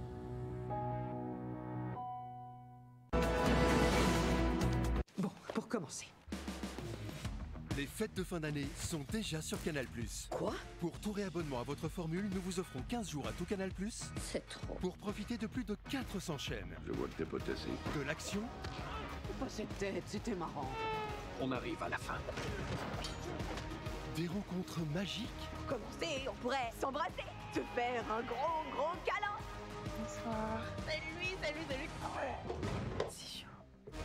Et des personnages fascinants. Ne me dis pas que tu m'en veux toujours pour cette folle furieuse. C'est une question primordiale.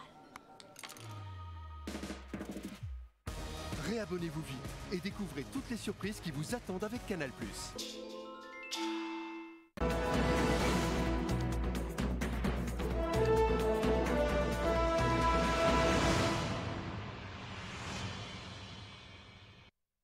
Deux sujets au menu de nos échanges, de nos discussions ce matin. Et si le temps nous le permettait, un troisième, pourquoi pas, on va parler de COP. Et on verra bien. Les deux premiers sujets, c'est toujours politique. On va continuer à parler de cette rencontre entre Talon et les démocrates. C'était lundi. Et puis évoquer aussi la dernière actualité sur la scène politique nationale. Nicéphore Soglo qui faisait des civilités à Patrice Talon, chez lui à domicile. Le chef de l'État a reçu son ancien prédécesseur, Nicéphore Dieudonné Soglo. On va commencer certainement par ce sujet-là. Franck, bonjour. William, bonjour. Eric, bonjour Tanguy. Bonjour. Une visite de Nicéphore Dieudonné Soglo chez Talon au lendemain des échanges avec la délégation du parti Les Démocrates. Est-ce qu'il faut faire un lien, Eric? On ne peut pas s'empêcher de ne pas faire un lien parce que les choses sont arrivées de sorte qu'on a vu d'abord la rencontre avec le chef de l'État et puis la délégation des démocrates et puis 24 heures après avec l'ancien président Dieudonné Soglo. Je ne sais pas si c'est pour nous montrer comment on peut recevoir une délégation de partis d'opposition et puis après comment on peut recevoir aussi un ancien président puisque nous l'avons noté ici quand Yahya Boni prenait la tête du parti les démocrates, il mettait ici en parenthèse son statut d'ancien président aussi. Tout compte fait que de ces personnalités se rencontrent dans notre pays, c'est toujours bien. Je ne sais pas aussi si cela a un lien avec l'anniversaire de l'ancien président qui est célébré aujourd'hui. Peut-être que à cette célébration, le chef de l'État a saisi l'opportunité de lui présenter certainement à nouveau un joyeux anniversaire. Mais toujours est-il que c'est bien d'observer de pareilles rencontres, surtout que nous savons que l'ancien président a porté aussi à l'attention du chef de l'État les mêmes préoccupations que celles abordées avec les démocrates, à savoir le retour des exilés, la libération des prisonniers politiques, sachant que dans ce dossier, l'ancien président a aussi un membre de sa famille qui est concédé. Donc, je pense certainement que ces sujets ont été aussi abordés et que Patrice Talon a certainement répondu peut-être avec un ton plus aisé à l'ancien président que ce que nous avions vu entre hier et aujourd'hui sur des séquences de vidéos qui montrent un peu la nature des échanges entre très vif Talon et puis les démocrates. Oui, très vif et très chaud à la limite. C'est un véritable contraste, hein? Peut-être pour titiller les nerfs à Boni Yayi. On a vu quand même une séance assez chaude lundi, puis une autre relativement calme, solennelle, avec beaucoup de civilité, de respectabilité, William. On a dit visite de courtoisie pour la visite du président Soglo et c'était au domicile privé du président de la République pour le président Soglo. Et la veille, avec Boni Yayi, c'était une séance d'échange, une séance de travail avec une formation de l'opposition, la principale, dans l'agenda du président de la République avec une audience officielle chez le premier des Béninois. Donc déjà, la nature des deux événements situe sur le caractère qu'on donne et l'atmosphère qui peut y régner d'une manière ou d'une autre, ou les civilités, les convivialités qu'on peut espérer au cours de ces deux séances. Je vois également une marque ou une action manifeste, une énième de cette légendaire proximité entre l'ancien président Nicéphore Soglo et le président successeur Patrice Talon et Patrice Talon qui malgré leurs divergences politiques ont tout de plus près que de loin. Et cela marque également les années-lumière qu'on peut retrouver entre Boni Yayi et Patrice Talon, notamment quand on est en milieu politique, notamment quand on sait aujourd'hui que la vie politique est polarisée par eux deux. Quand vous avez suivi un peu la communication qui a tourné autour des discussions avec Boni Yayi, c'est vrai que quand vous voyez les images, vous voyez des images professionnelles. On va revenir là-dessus tout à l'heure. Franck, oui, quelle lecture faites-vous de cette visite au domicile de Patrice Talon? Donc, moi, je me suis dit un instant que le chef de l'État a voulu évacuer peut-être la liste des échanges qu'il devrait avoir avec certaines personnalités, en partie avec les démocrates qu'il a invités. Dans la même veine, il faut inviter peut-être Nicéphore Soglo et échanger, mais cette fois-ci, c'est dans 2 contextes différents et avec des casquettes différentes. Boni Yayi est allé en tant que président de parti d'opposition, les démocrates. Nicéphore Soglo a été reçu, disons, dans une familiarité, dans une ambiance qui n'a rien à voir avec celle qui a caractérisé la rencontre entre Talon et puis les démocrates.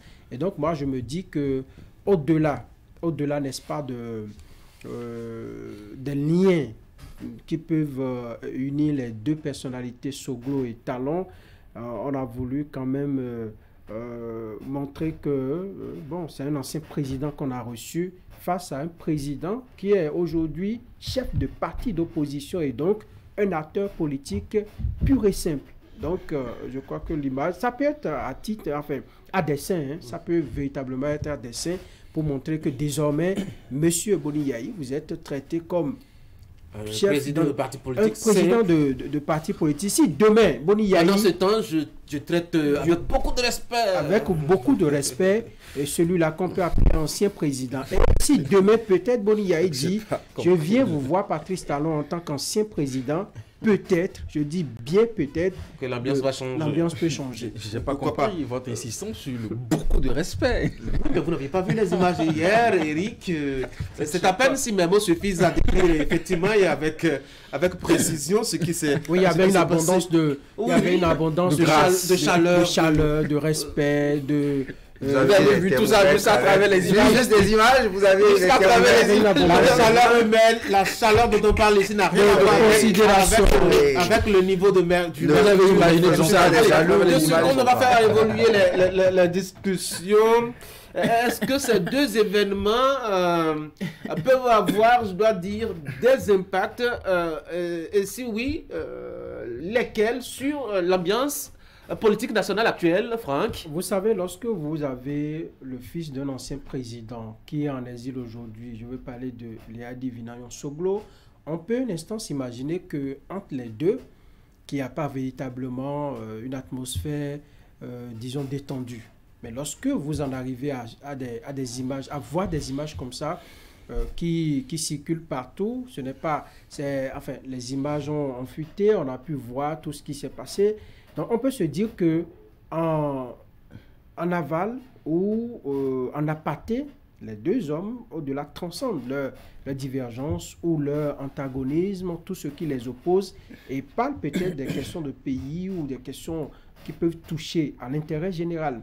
Donc, pour moi, c'est de très bonnes images qui peuvent contribuer à détendre davantage l'atmosphère politique qui, depuis les élections... Détendre ou compliqué? On sait qu'à une époque, Boni Yayi et Nicéphore Soglo ont dû s'allier pour faire quelques taquineries politiques à Patrice Talon. Ça va détendre ou ça va compliquer l'atmosphère? Où se trouve aujourd'hui l'héritage politique de Dieudonné et Nicéphore Soglo au Bénin? Je me pose la question et j'hésite à répondre parce que j'hésite à trouver la réponse. Je la cherche, je ne la trouve pas. Il y a des il y a des... Non, je parle de la formation politique. Ah d'accord. Nous n'avons plus la Renaissance politique du Bénin. Okay, aujourd'hui, oui. Beaucoup de caciques de la Renaissance du Bénin se trouvent dans l'Union progressiste, le Renouveau, et d'autres sont ailleurs sur l'échiquier national. Certains frustrés de certains événements politiques majeurs de ces dernières années se sont retrouvés dans l'opposition, notamment dans le parti Les Démocrates, et sont même élus aujourd'hui à l'Assemblée nationale. Certains anciens caciques de RBA Cotonou et très proches des Soglo, très proches des Soglo sont aujourd'hui à l'Assemblée nationale sous la bannière Les Démocrates. Quand l'héritage d'un grand homme politique, n'oubliez pas, Nicéphore Soglo est un des rares opposants béninois à lever 27 députés face à Mathieu Kérékou dans l'histoire avec un seul parti politique sans alliance. Je parle, je crois, des élections des législatives de 99. Quand c'est comme ça, quand un héritage politique comme celui-là se voit cliver aujourd'hui, quand il y a un clivage clair et que l'ancien président ne revendique que le titre d'ancien président, c'est que politiquement, il est en train de s'effacer, il est en train de s'éclipser, on est en train d'oublier le débat politique. Franck l'a rappelé, il y a son griffe dauphin, son successeur à la mairie de Cotonou, son héritier politique d'une manière ou d'une autre, qui est aujourd'hui hors du territoire béninois et qu'on le veuille ou non, qui est classé dans la catégorie des exilés politiques. Quand tout ça est dans le panier et qu'on arrive à voir cette convivialité, et je m'accorde avec vous, nous convenons cette chaleur humaine sur ces images, cela voudra dire, et dans le cadre de ces discussions notamment, que c'était une visite d'ancien chef d'État à un chef d'État en poste. Et comme vous avez pu le voir, rien n'a fuité. On a juste parlé de visite de courtoisie. Ils se sont parlé en privé, exclusivement en privé, et les conciliabules sont demeurés entre les deux personnalités. Par contre, le contraste, il est bien remarquable du côté du Parti des démocrates, où on a montré qu'on a eu à batailler un peu politiquement. On a montré quelques séquences du ring. Il y a eu même un moment où j'ai été vraiment, je ne vais pas dire impressionné, c'est l'instant où Patrice Talon se retourne après la proposition d'Éric Ondete et demande à Boni Yayi comme à un ministre. Est-ce que vous avez entendu ce Mais Boni Yayi à Boni Yayi de répondre qu'il n'a pas entendu la question. Vous voyez, c'est vrai que quand vous voyez la qualité des images, les acteurs présents à la discussion savaient que une image comme celle-là, où les discussions là pouvaient tomber dans la place publique. Mais quand je vois la communication qui en est faite, et quand je sais que toutes les entités de ce pays ont le même droit et que les médias, les canaux du service public sont utilisés pour cette contre-communication massive, et c'est Boni Yayi qui faisait ça dans ce pays. Et aujourd'hui, on lui retourne peut-être ça. On utilise la télévision nationale. D'aller dans le fond du sujet. On reviendra tout à l'heure, continuons à parler de la visite d'hier, deux personnalités qui se sont vues. Et pourtant, Eric, il y a des éléments majeurs qui pourraient ne pas permettre cette ambiance-là qu'il y a eu hier. William a commencé par l'évoquer. L'héritage politique de Nicéphore Dieudonné Soglo, je dois dire, dilapidé. Un fils hors du territoire. Et un autre aussi, même si lui il est sur le territoire national, mais qui est frondeur contre la gouvernance actuelle. On connaît aussi le passé récent et la prise de position récente de Nicéphore Soglo sur la gouvernance de Patrice Talon. Ça ne présageait pas de cette ambiance. Absolument, nous avons tout pour que les rapports soient conflictuels entre les deux hommes. Mais nous pouvons mettre ça sur le coup de la marque des grands hommes, où quand bien même tout vous oppose, on essaie toujours de trouver un terrain d'entente, n'est-ce pas, un couloir pour se rendre visite et puis pour échanger. Et c'est certainement ce que nous avons vu hier à travers ces images entre l'ancien président Soglo et puis le président Patrice Talon. Après, nous savons qu'entre les deux hommes, ça a toujours été quand même beaucoup de bienveillance, beaucoup d'attention. Il est déjà arrivé où Patrice Talon aussi s'est rendu au domicile de l'ancien président pour des rencontres de ce genre. Donc, il y a déjà ce genre de rapport teinté de beaucoup de familiarité entre les deux personnalités. Mon souhait, c'est que peut-être que ce que Patrice Talon peut refuser peut-être à Boni Yayi, il peut certainement l'accepter à un Nicéphore Soglo. Et c'est là, on peut espérer peut-être une forme d'ouverture. Si tant est que il y a des sujets sur lesquels Nicéphore Dieudonné Soglo souhaite avoir véritablement une forme d'action de l'actuel chef de l'État, on peut espérer que dans ce genre d'ambiance et tout ce que nous avions pu observer, que ces questions soient glissées et que peut-être cela soit débattu de façon plus à apporter des réponses avec une forme de satisfaction, un peu comme l'a toujours suggéré l'ancien chef d'État Dieudonné Soglo, à savoir la libération des prisonniers, le retour des exilés et puis tout ça. Et donc, on apprécie ça, qu'il y ait des éléments, des sujets qui opposent les deux personnalités, mais qui au même moment, ils essayent toujours de trouver la bonne formule, de se retrouver et puis d'échanger. C'est intéressant. Peut-être que les liens tissés pendant ces longues décennies, on connaît Patrice Talon, un grand soutien, même militant à une certaine époque du Parti de la Renaissance du Bénin. On a vu aussi, je dois dire, la gouvernance Soglo apporter quand même un certain appui entre griffes à l'opérateur économique entre-temps. Peut-être que ces liens sont suffisamment forts pour être rompus face à ce qui se passe là. Bien sûr, bien sûr.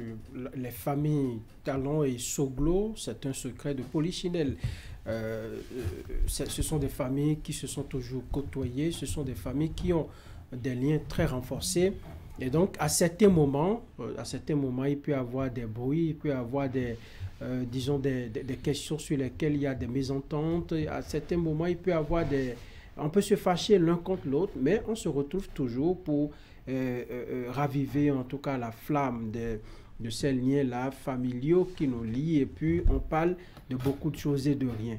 Moi, je pense que c'était cette rencontre avec Soglo, peut-être qu'elle était prévue, j'insiste là-dessus, mais je pense que c'est pour montrer davantage à Boni Yayi que désormais les choses se feront autrement.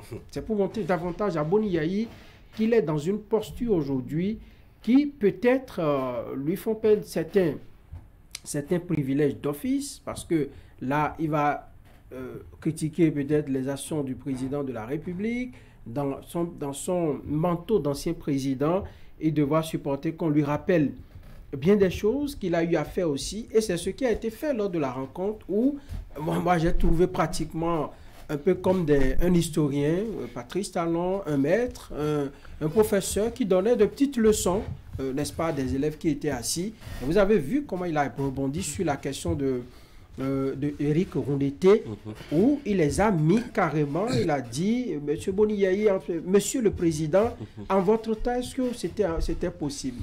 Il a demandé qu'on ne chosifie pas, qu'on ne fasse pas ci, qu'on ne fasse pas ça. Donc, désormais, franchement, si Boni Yayi ne se fait pas un autre mental assez fort, un autre mental qui puisse lui permettre d'encaisser certaines choses, je crois qu'il va passer à côté de la plaque. Ce ne sera plus désormais une partie de beurre. Et en 10 ans, pour de telles rencontres sous les cieux, Boni Yayi dirigeait encore le pays. J'aurais vu un Boni Yayi assez débordé, assez énervé, très fâché, et qui se laisse parfois aller pour en tout cas se délivrer de tout ce qu'il a encaissé pendant des mois. Donc, c'est pour dire que désormais, les échanges auront une autre teneur.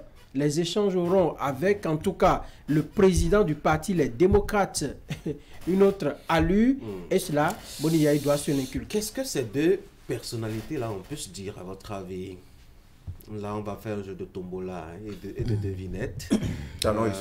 Parler des exilés ou bien parler du nouvel âge de l'ancien président et de comment il est en pleine forme, parce qu'on l'a vu, hein, tout rayonnant quand même, William. De tout et de rien. Ah oui? De tout. Possiblement. Et de rien. J'ai bien envie de me prêter à votre jeu de spéculation. Mais j'imagine avec ces images qu'il n'y avait pas de sujet de désaccord, ou du moins, au moment où ces sujets ont été évoqués, l'objectif de et le boîtier ont été envoyés loin pour ne pas prendre ces images, peut-être. Je présume aussi que c'était tout le contraire des sujets qu'on pouvait aborder, peut-être, je le suppose, avec Boni Yayi, parce que les deux audiences étaient à la même heure, même si c'était à des endroits différents et à des occasions différentes, mais c'était 24 heures seulement après. Je présume également qu'il y a de petites préoccupations qui tiennent à cœur au président Soglo. Il s'est effacé de l'échiquier politique depuis quelque temps. Il n'a pas pris la parole. Il est devenu très silencieux. Il n'a pas pris la parole pendant les législatives dernières, un peu comme c'était le cas. Facebook n'a plus reçu de publications. Il a pris beaucoup de recul par rapport à la vie politique. Et c'est une posture que moi, personnellement, je salue. Quand on a atteint un certain âge, quand on est octogénaire, quand on a fini les plus hautes fonctions à la tête de ce pays, quand on a fait plusieurs autres expériences politiques après, et qu'on a autant d'anecdotes à raconter, comme il le fait souvent, le président Soglo, je pense que c'est une posture qui est bonne. Et si c'est en récompense ou en respect à cette nouvelle posture du président Soglo, je dis, ça c'est à saluer. Maintenant, je présume qu'il a également des préoccupations, qu'il n'a pas reversé dans l'opinion publique des choses, parce qu'il est grand amoureux de ce pays, grand patriote, ancien gouvernant. Il a une lecture sûrement de bien de choses qu'il qu'il a dû partager avec Patrice Talon, qui lui aurait fourni des éléments d'explication ou qui l'aurait rassuré par rapport à des certitudes. Mais par contre, je ne sais pas quelle est cette communication qui est faite de la rencontre de Boni Yayi ou après avoir expliqué. Mais on en vient finalement. On fera le dernier tour, Eric. Oui. Il vaut peut-être ne pas aborder ce sujet. Non, certainement. Il est très pressé, hein, de la famille. Ouais, ils vont se prendre des nouvelles, des enfants, des petits-enfants, parler aussi, un peu comme l'a dit William, de ces sujets de préoccupation. À 92 ans, je pense que si Patrice Talon s'est montré un peu hermétique sur certains sujets avec l'ancien président, peut-être à 92 ans, il peut certainement se laisser aller. À 92 ans, on peut continuer par refuser certaines choses à un ancien d'État qui a cet âge. On peut l'aménager davantage, lui permettre de vivre avec moins de soucis. Donc, je pense que peut-être que les mêmes questions qu'on a abordées avec Boni Yayi, on les a abordées avec beaucoup de retenue, beaucoup de tendresse. Bon, oui, on verra bien, Pépé. Voilà. Beaucoup de complicité. Beaucoup de complicité Allez, aussi. Franck, on va être bref pour soulager William qui est très pressé. J'ai aucun intérêt particulier. Je n'ai aucun intérêt particulier. Oui, absolument. Aucun intérêt particulier. Moi, je pense qu'ils ont discuté de tout et de rien. Ils ont discuté de Léali Soglo, ils ont discuté de l'atmosphère politique, ils ont discuté de la rencontre Soglo et de ses Galiou Soglo sur Facebook. Et Patrice Talon certainement a soumis des préoccupations à Nicéphore Dieudonné Soglo, et ensemble ils en ont parlé. Ils ont parlé de famille, ils ont parlé de comment Soglo va, et puis parce que vous savez que il a perdu son épouse il n'y a pas longtemps, est-ce que la forme y est, ainsi de suite. Ils ont parlé d'autres questions certainement, et c'est à dessein peut-être que on n'a pas fait un compte rendu véritablement d'une telle rencontre pour qu'on puisse savoir un peu comme ça passe pour la rencontre entre les démocrates et puis Patrice Talon. Donc, il y avait un peu de tout et ils ont rigolé, ils se sont taquinés un peu. Il était là. Il était dans le secret des dieux. Et n'oublions pas aussi quelques bouteilles de champagne. Oui, ça c'est clair. Quand même. À 92 ans. Quand même. Sinon, 89 ans. On peut ingurgiter avec beaucoup de prudence. Beaucoup de prudence, voilà. De champagne. Alors, William. Pourquoi moi en premier? J'ai fait le tour et ça continue. D'accord. Voilà. Allez, on a désormais quelques bribes, quelques séquences, je dois dire, d'un moment d'échange avec Patrice Talon, sinon entre Patrice Talon et les démocrates, et surtout les séquences qu'on a eues, c'est des séquences où, ma foi, l'opposition était vraiment en difficulté. Ça commence déjà par cette partie où Éric Rondeté, le vice-président du parti Les Démocrates, faisait une proposition au chef de l'État qui l'a rejetée, mais alors là, de la façon la plus violente possible. Vous savez, attention à ne pas faire une communication qui altère et avilisse ces moments de qualité que nous avons eu à voir un Bénin de plus en plus pacifié, un Bénin moins conflictuel et moins tendu. Attention à ne pas céder à cet instinct de petite revanche, ou je ne sais pas, ou ce sentiment de se croire vaincu d'une manière ou d'une autre. C'est la règle en politique. Hein? C'est la règle en politique, mais attention. Attention, on a bien envoyé les et attention, parce que, oui, mais quand, à la fin d'un match, on ne nous montre que le vainqueur en défensive ou le gagnant qui est en offensive, attention, il y a problème, montrez-nous tout. Cette communication, je pense qu'elle n'aide pas l'applaudissement collectif. Vous parlez de la forme, alors que dans le fond, l'argumentaire du chef de l'État était quand même cohérent. Je suis d'accord avec lui.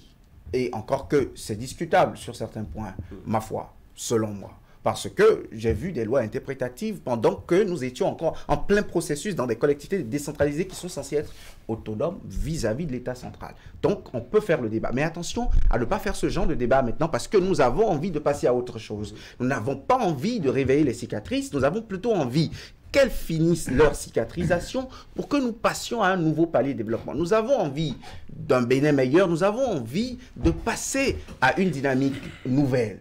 Je pense par exemple que c'est Boni Yayi d'ailleurs qui se voit retourner la monnaie de sa pièce. C'est lui qui faisait de la télévision nationale et des médias publics ça, c'est-à-dire la propagande du chef. Je ne sais pas, je sais que... Il n'est pas aussi innovateur en ce sens, bien d'autres régimes... Oui, mais il était la principale figure de la télévision nationale pendant des années ici au Bénin. Je pense que c'est mieux quand c'est discret, ce genre d'échange.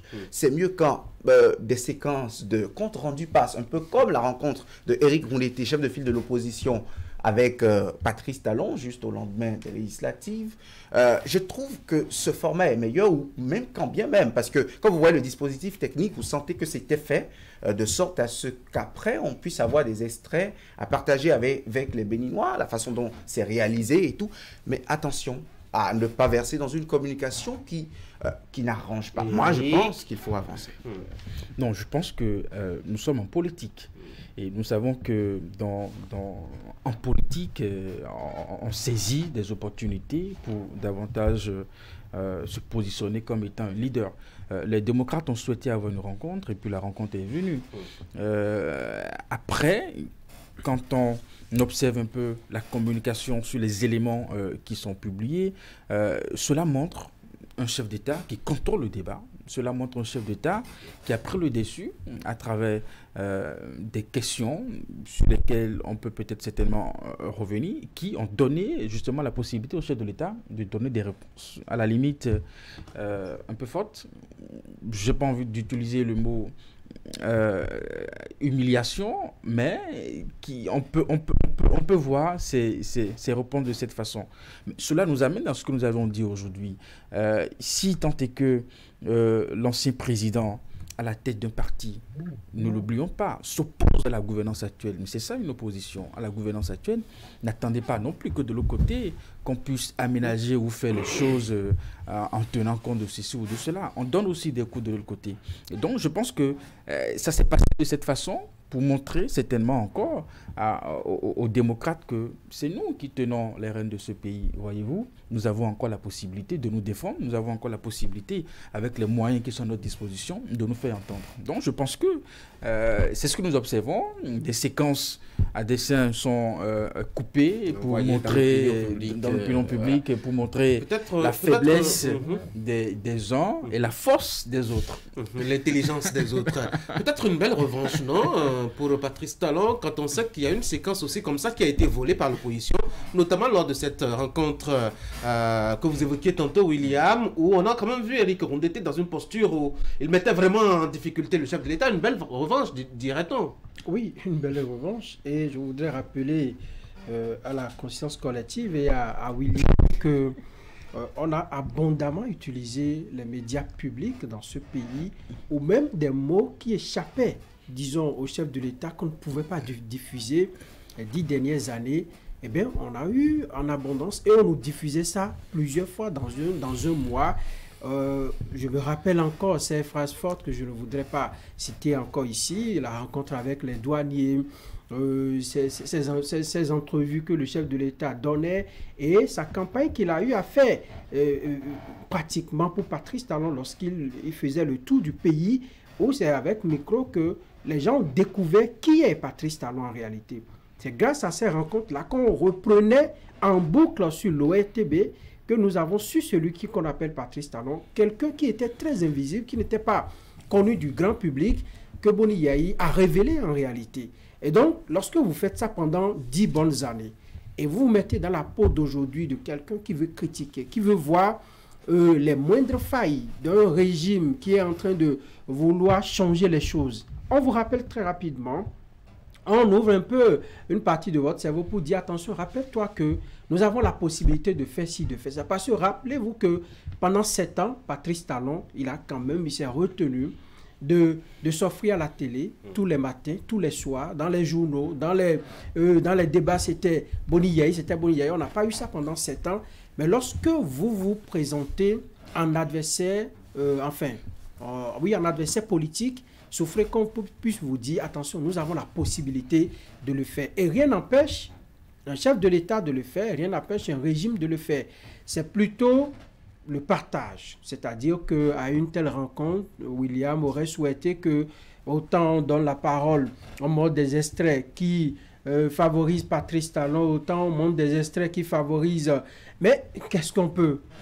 S'ils ont la possibilité de communiquer, n'oubliez pas qu'il y a une direction de la communication qui peut user de ses prérogatives pour essayer de tirer le drap de côté, parce qu'eux, ils sont là pour la communication du chef de l'État. La direction de la communication est différente de la chaîne de télévision publique. Et ce que vous avez décrit, ce n'est pas la norme. La norme n'est pas de faire des offices publics c'est pour vous dire, William, quand vous voulez analyser de tels faits, mettez-le dans le contexte politique. Nous sommes en matière de politique, et lorsque vous avez eu à faire, attendez voir ce qu'on vous retourne l'ascenseur. Je crois que ce qui est fait, dans le fond, on aurait souhaité... Dans le fond, le sujet. On aurait souhaité... Là, c'est le sujet. Tanguy, j'en aurais fini, définitivement. J'en aurais fini. On aurait souhaité des comptes rendus vraiment sans parti pris sur la chaîne de télévision nationale. Et là, je crois que William serait plus satisfait. Oui, je pense que Franck me rejoint là-dessus. Franck me rejoint parce que je pense que informer, c'est choisir, certes, mais il faut savoir faire la part des choses et on ne rend pas le non-droit par le non-droit. Quand chacun doit se rendre des coups comme ça, nous sommes dans un État. Politique, c'est ce que... Eric, même là encore, enfin, pour ce que nous avons vu, il y a une question et puis il y a une réponse. C'est aussi simple que ça. Oui. Bon. Abordons justement le fond de la question. Du sujet évoqué.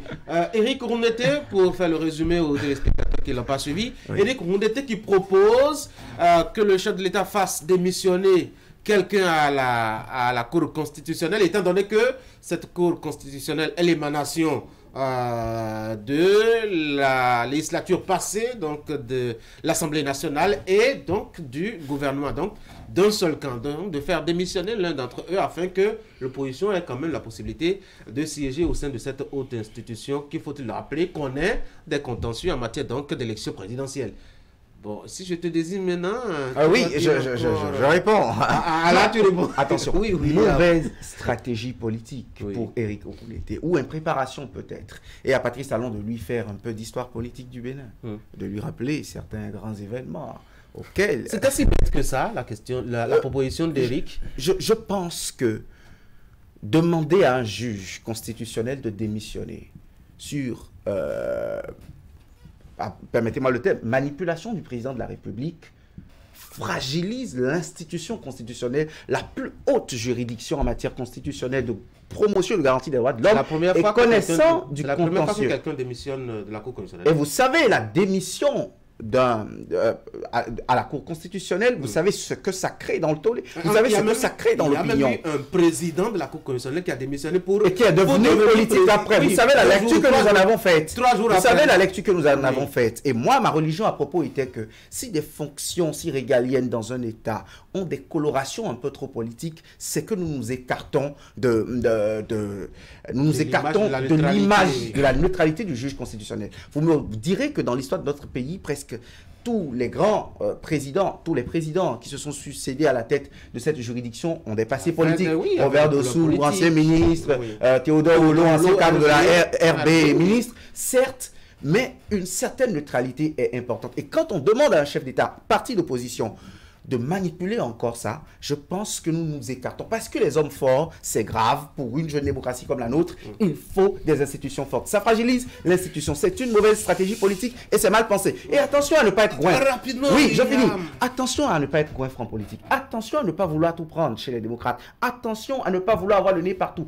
On n'a pas demandé d'aller prendre la place dans tout. Quand on a été mandaté par le peuple, 28 députés pour être principale force de l'opposition, on a demandé à faire plutôt des propositions concrètes qui changent les choses. Est-ce qu'un seul juge présent à la Cour constitutionnelle parmi les 7 sages permet aux démocrates de faire basculer les résultats? Et est-ce que leur objectif, c'est de faire basculer les résultats ou de faire de la neutralité? Ça peut permettre quand même d'avoir une idée de l'ambiance qui prévaut là-bas, des tendances, des éventuellement, je parle bien éventuellement, je mets entre griffes, s'il y a peut-être une manipulation qui sont en cours, que quand même celui-là soit un témoin et qu'il renseigne suffisamment qu'il y ait ceux qui l'ont avancé. Oui.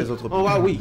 Merci beaucoup surtout pour cette concession-là, Eric. Pour moi, la question n'était pas bête, elle était tout simplement maladroite, un peu bancale et surtout dangereuse, parce que quand on demande à un chef d'État de poser une telle action, cela remet en cause les règles que nous avions établies, notamment notre Constitution, juste parce qu'un parti politique souhaite être présent, n'est-ce pas, dans une institution. Les démissions auxquelles vous faites allusion, ne sont pas venues parce que le chef de l'État a exigé. On n'en sait rien de vouloir, on n'en sait rien. Je vais rappeler le contexte. Oui, William peut il y a quelques mois de législative. Je me rappelle bien du contexte. Quelqu'un allait faire une audience. Ce que vous et moi, nous pour parler de la Marina. Ce que vous et moi, 2 jours après, il a démissionné. Puis après, il allait prendre la tête de la personne lui-même a estimé le principal parti lui-même a estimé que c'est de sa propre décision qu'il a envie de retrouver le terrain politique, le jeu politique. Est-ce qu'on va le lui empêcher? Est-ce qu'on va le lui refuser? Est-ce que le fonctionnement de nos institutions n'ont pas prévu ça? Qu'un président de sa propre volonté démissionne. Et c'est ce qui a été fait. Maintenant, si dedans, peut-être il y a des jeux en arrière-coup et puis tout ça, c'est pas ce que nous savons. Voilà. Donc, par contre, ce qu'on est en train de demander ici, moi, quand j'ai vu la question, ça m'a amené à me douter qui sont vraiment les vrais démocrates dans ce pays. Parce que et la réponse du chef de l'État, quand dit démocrate et que vous avez de pareilles idées, moi, ça pose un problème. Le rappel historique et politique. Qu'est-ce que ça vous inspire? Non, moi je voudrais d'abord me prononcer sur la proposition. La proposition de Eric. Non, mais quand j'ai écouté la question, d'abord elle est inconséquente, la question était malvenue, le contexte. C'était pas une question. Ne mettons pas ça sur une proposition. C'est le parti. Non, mais c'est Eric. On a entendu la voix de Eric. La question, mais c'est pas parce qu'il s'appelle Eric. Non, il n'a pas suivi la question. Donc,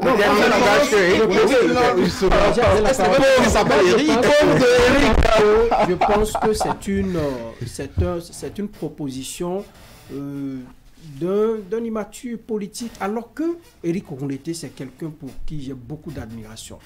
Parce que politiquement, il a su tenir dans le temps. Politiquement, il a su se forger une certaine carapace que moi, j'ai toujours admiré. Mais cette question-là, dans ce contexte-là, et dans la manière dont il a posé, franchement, c'est pas bien. Pour des gens qui veulent se battre pour diriger ce pays, pour des gens, figurez-vous... Est-ce qu'il y a un tort de demander à ce que l'opposition ait un œil dans les instances où la Constitution leur permet même d'avoir l'œil? Il n'a pas tort, mais la proposition qu'il est en train de faire là, aucun chef d'État, que ce soit en Afrique, dans le reste du monde, ne peut accueillir favorablement cette proposition-là. Même lui, Eric Okoundété, s'il était à la place de Patrice Talon, et on lui dit, demandez à l'un de ci, de ça, de démissionner pour que nous y entrons. Mais pourquoi ils ont des députés à l'Assemblée nationale?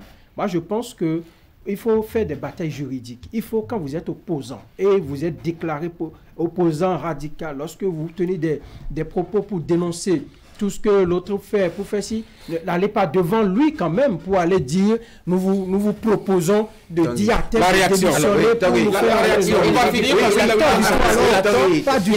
Il a tort, et pour le voir, voyons un peu la faisabilité. Si le chef de l'État était sensible à cette question, par quel acte il pourrait poser l'acte? Comment? Il prend un décret.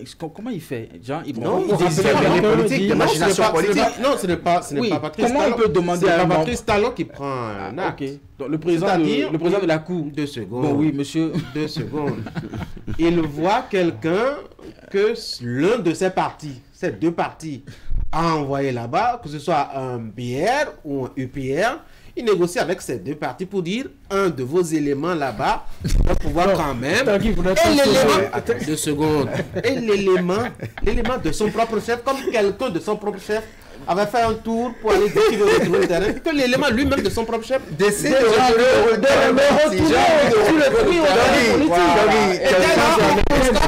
vacances. Et là, on constate la vacance, et on retourne au Parlement, choisir très bon scénario. Et la majorité présidentielle serait alors instruite par le président de la République. Il y a beaucoup plus d'instructions qu'ils reçoivent que ça, non? Et notre démocratie se verra renforcée. Nous refusons. Quand on est opposition, proposons des choses qui construisent la nation. C'est ce que nous refusions. Cette immixtion où on prépare déjà le projet de loi, on le boucle presque et on demande à l'Assemblée nationale après d'adopter son budget alors qu'ils ont une autonomie budgétaire. C'est cette proximité légendaire où parfois on a comme impression qu'il y a une fusion des cerveaux. Non, on veut la plus grande démocratie du monde. Allez, les gars, je dois fermer ces échanges. Tanguy, merci beaucoup. Vous allez suivre. Je vous ai donné la partie réponse. Oui, la partie réponse. Oui, comment vous la trouvez? La partie réponse. Moi, je pense qu'il a bien entendu. Il n'avait pas envie de répondre. Je parle de l'intervention du chef de l'État. Non, c'est bien répondu. C'est bien répondu là. William a été servi. William, la réponse de Patrice Talon. Vous aviez dit qu'il y a des réserves à faire par rapport à sa position. Oui, par contre, j'ai des réserves par rapport à la position de Koundété. Non, pas de Patrice Talon. De Patrice Talon. Non, moi je pense que le chef d'État s'est défendu, certes, mais il ne peut pas dire qu'il ne peut pas trouver que c'est un acquis total, l'indépendance de nos différentes institutions. Attention, si on doit rappeler... Vous contredisez là, vous appelez à l'indépendance. Oui, en même temps vous dites... Il dit que c'est un acquis. Moi je pense que c'est une quête. Allez, la réponse c'est de dire que maintenant que nous avons vu Patrice Talon défendre la démocratie, le respect des institutions, que cela continue et que cette compréhension que nous avons parfois, complicité entre les institutions, l'exécutif, la justice, qu'on utilise souvent pour atteindre des objectifs personnels, que cela se remarque aussi. On va finir. Non, moi je pense même que Patrice Talon a fait un peu de cadeau à Éric Koundété. Ah bon? Oui, il devait aller plus loin parce que ce qu'il a dit... il devrait dire quoi? Aucun chef de l'État... Sortez de mon bureau? Non, pas du tout. Ah d'accord. Pas du tout. Même, je crois que les députés à l'Assemblée... les députés à l'Assemblée devraient questionner leurs collègues Koundété pour dire mais pourquoi tu es allé dire ça là-bas? Allez, mesdames et messieurs, on va mettre un terme à ces échanges. Il y a on attend la prochaine rencontre. Oui, c'est sûr. Ça va être certainement pas de sitôt dans la journée. Non? Ça va pas de sitôt. Qui sait, est-ce qu'on a encore un ancien président là? Non, bon, une ancienne présidente. Bon, on va fouiller quand même. On a quand même un ancien président de l'Assemblée nationale. Ça pourrait être peut-être Adrien Ombedi. C'est vrai qu'on ne le voit plus aussi. Des gens qu'on ne voit pas qui sont quand même très présents. Très présents sur la scène politique, même si on ne les voit pas. Allez les gars, bonne journée à vous. Mesdames et messieurs, vous allez suivre ce que je ne comprends pas. Est-ce que j'ai besoin de revenir pour vous dire au revoir? Vous allez suivre, en tout cas, Christelle décidera de la suite. Je vous souhaite de passer une très bonne journée. Ce que je ne comprends pas, c'est que beaucoup de voies en Itengu, c'est à Kouraki, il n'y a pas des anciens de développement qui s'occupent de nettoyer de ces voies-là. Il y a beaucoup d'herbes. Ce que je ne comprends pas, c'est que la marée est là, mais on souffre. Ce que je ne comprends pas, c'est que l'essence qui est trop chère pour nous les hommes, dans la ville de Nati Tengu ici. L'essence est trop chère et nos autorités ne pensent pas comment faire pour qu'on ait de réduction de l'essence. Ça joue trop sur nous les taximans. C'est ce que je ne comprends pas. Ce que je ne comprends pas, c'est qu'en Itengu, il y a beaucoup d'insécurité. C'est à quoi que la police récupère qu'elle est impuissante face à ça. Ce que je ne comprends pas, ça ne va pas. Tout ne marche pas. Tout est calme. Il n'y a pas le marché. Surtout nous, les femmes, on souffre trop. Vraiment, ça ne va pas. Je ne comprends rien. Les autorités, pardonnez. Tournez vers nous pour voir ce qui ne va pas. Aidez-nous. Tout est moche, tout est calme, il n'y a pas le marché. C'est ce que je ne comprends pas. Ce que je ne comprends pas, c'est pourquoi le marché de Nati Tengu, depuis ils ont fini, ils ne veulent pas faire rentrer les femmes, ils vont rentrer en possession de leur place. Ce n'est pas bon. C'est ce que je ne comprends pas ça. Ce que je ne comprends pas, c'est qu'aujourd'hui, au regard de la présence des opportunités à Nati Tengu, selon moi, c'est que les jeunes devaient déjà finir avec les questions de chômage, de sous-emploi. Mais aujourd'hui encore, les jeunes ont du mal à trouver même des stages bénévoles à Naté Théon. C'est ce que je ne comprends pas.